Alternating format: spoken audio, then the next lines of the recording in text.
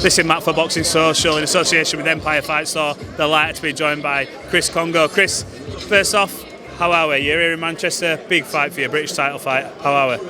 I'm great, feeling great, looking great, and ready to do the business. I was at your gym last week. I'm a bit disappointed you weren't there, but I was speaking to all the boys in there, Ben Davison. They were talking about how well you were getting on. How do you feel being in Ben's gym now, under the guidance of Ben Davison? I feel like I've gotten very well. It might have taken some time to get to where I'm going to get to, but it's all part of the process. And one thing I always learn, or one thing I always know, is to whatever you do, just trust it. It don't matter. It might not work today, but tomorrow is another day, and the past will then be forgotten about. So, yeah. Absolutely. I've seen his style in the gym. He's very sort of like a scientist. Every move's analysed, like every little detail. How do you find adapting to that? Do you know when he's saying, look, you need to do this, that and the other? Does it just take time and is it like a repetitive process for you?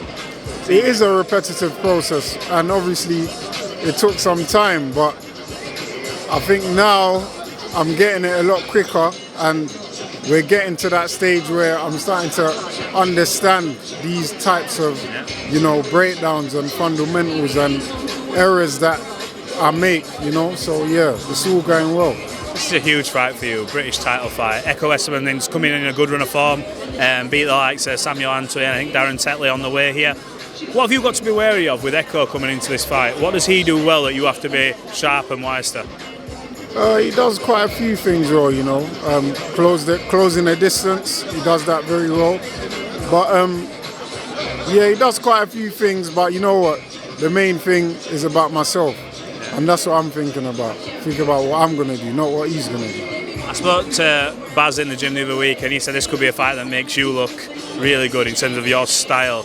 Now, obviously, you had your ups in boxing, your highlight reel knockouts, you had your downs with the Mickelson defeat, but you bounced back. You went the distance with former world title challenger and Formella.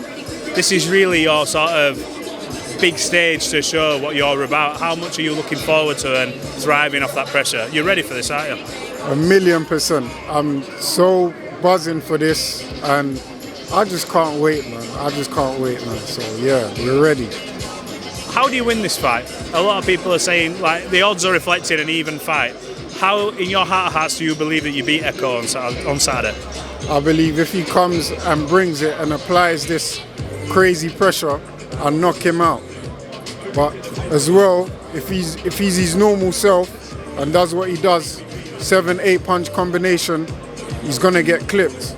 So I believe I win in all types of ways, Loads of scenarios are going to play out in a fight, and I'm going to get on top of all of them. And I believe regardless, my aim is to win by any means necessary.